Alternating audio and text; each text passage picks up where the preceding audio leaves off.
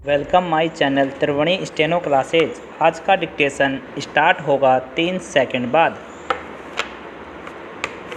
Start. महोदय, मैं इस बात पर भी जोर देना चाहूँगा कि इस स्थिति का वास्तविक हल बेहोशी की दवा देकर नहीं किया जा सकता। इससे रोग के लक्षणों की उग्रता को तो कुछ समय के लिए भुला जा सकता है, पर अंततः तो रोग बढ़ ही जाता है। सभी जगह राजनीतिज्ञों की इस उलझन को मैं समझता हूँ, जो बड़े उपायों पर सच्ची सहमति न होने के अभाव में तात्कालिक लाभ के उपायों को ही प्राथमिकता देने लगते हैं। इसलिए आज वास्तविक आवश्यकता इस बात की है कि लोगों और परिवारों को जल्दी से लाभ पहुंचाने के उपायों में और पूरे समाज को लाभ पहुंचाने वाले दीर्घकालीन उपायों के बीच सामंजस्य और तालमेल स्थापित किए जाएं, क्योंकि अप्रत्यक्ष ढंग से उनसे भी लोगों और व्यक्तियों को लाभ पहुंचता है।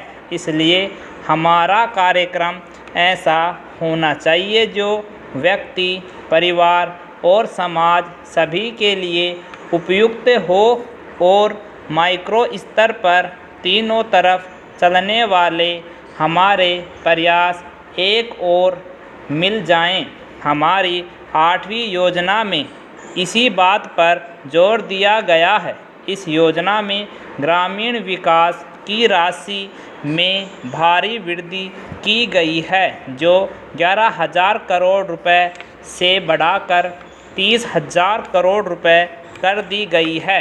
इसमें जिन कार्यक्रमों को शामिल किया गया है, उनमें रोजगार पैदा करना, रोजगार का आश्वासन देना, समन्वित बाल विकास योजनाएं, टीकाकरण, शिक्षा और अन्य कई सामाजिक आवश्यकताएं पूरी करने वाली योजनाएं भी शामिल है।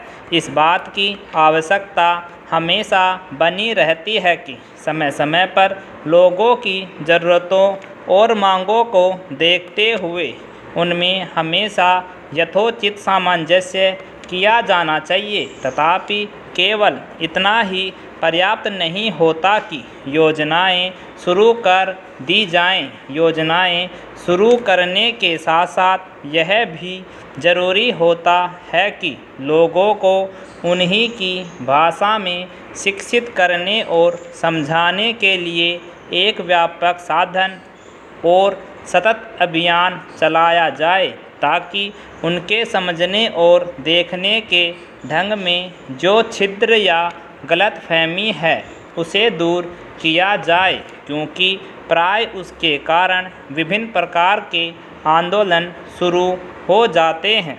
इसलिए गांवों में उन्हें समझाने के माध्यम में परिवर्तन करना अत्यधिक महत्व का है, और मुझे इस बात का निश्चय नहीं कि इस दिशा में हमने जो कुछ करना है, क्या वह हम कर चुके हैं। पैरा। प्रगति और वृद्धि की दर में तेजी लाने के मार्ग पर चलने के लिए सामूहिक प्रयास की ज़रूरत होती है। यह ज़रूरी है कि सरकार प्रक्रिया संबंधी बाधाओं को दूर करे, ताकि ऐसा वांछित वातावरण बन सके, उद्यमीय करने की भावना बढ़ सके, उसका विकास हो सके और वह पनप सके।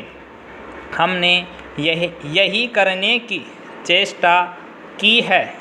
अब यह काम उद्यमियों का है कि पूंजी निवेश करके उत्पादन बढ़ाकर तथा अधिक कुशलता लाकर ज़्यादा रोजगार पैदा करें और आय बढ़ाएं। आय बढ़ने के साथ साथ मांग बढ़ेगी और इस तरह उत्तरोत्तर वृद्धि का चक्र शुरू हो जाता है। पैरा महोदय, इस तरह पूरा पिरामिड बढ़ता जाएगा।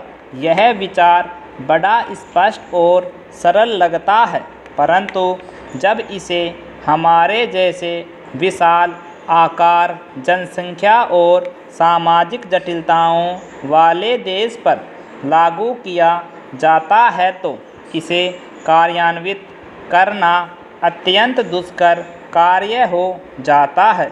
अब चूँकि प्रगति और वृद्धि के लिए वातावरण अधिक अनुकूल बन गया है, इसलिए अब संसाधनों का प्रश्न सामने आता है। टेक्नोलॉजी, गुणवत्ता, उत्पादकता और प्रतियोगिता के प्रश्न सामने आते हैं। इन प्रश्नों पर विचार करते समय हमें विदेशी कारकों की समस्या पर भी ध्यान रखना पड़ता है। इस संदर्भ में विदेश से निवेश और टेक्नोलॉजी अपने देश में आती रहे, यह प्रश्न प्रासंगिक बन जाता है। बाजार में प्रवेश मिलने का प्रश्न भी महत्वपूर्ण बन जाता है। हमें अपनी अर्थव्यवस्था को विश्व अर्थव्यवस्था के एक भाग के रूप में ही देखना चाहिए। हम एक अलग थलग द्वीप बनकर नहीं रह सकते। हमें तो स्वयं को विश्व की प्रणाली के एक भाग के रूप में ही देखना चाहिए। इसी के साथ द्वीप का भी अस्तित्व बने रहना चाहिए और राष्ट्रीय हितों को भुलाया नहीं जा सकता। जिसे विश्वव्यापीकरण कहा जाता है, वह विश्व का एक भाग बनने का प्रयास मात्र है।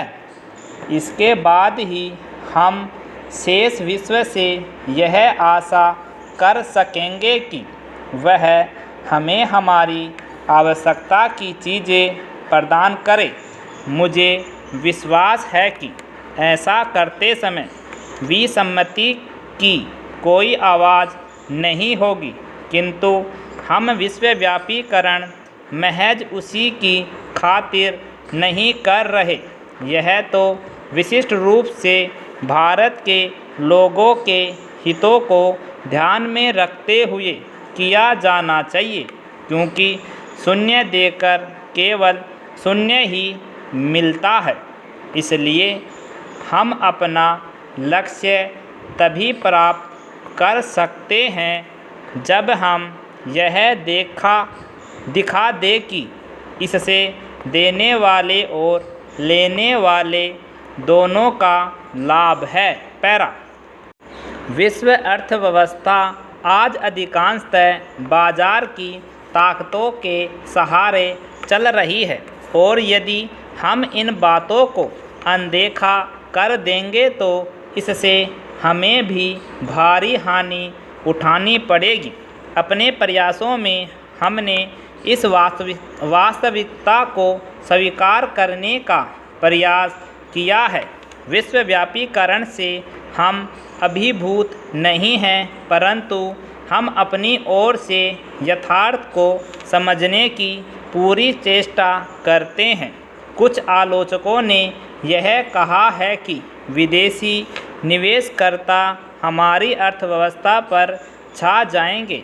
इस संबंध में मैं केवल यह कह सकता हूँ कि अब तक यद्यपि हमारी नीतियों पर अच्छी प्रक्रिया हुई है और विदेशी निवेश आकर्षित हुआ है, परंतु यह हमारी ज़रूरतें पूरी करने के लिए नितांत अपर्याप्त है।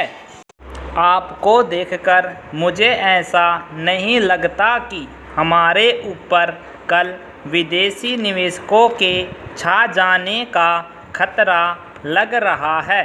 मुझे लगता है कि यहाँ उपस्थित आप लोगों में आत्मविश्वास की भावना बड़ी प्रबल है, और यही इस प्रकार की आलोचनाओं का सही उत्तर है।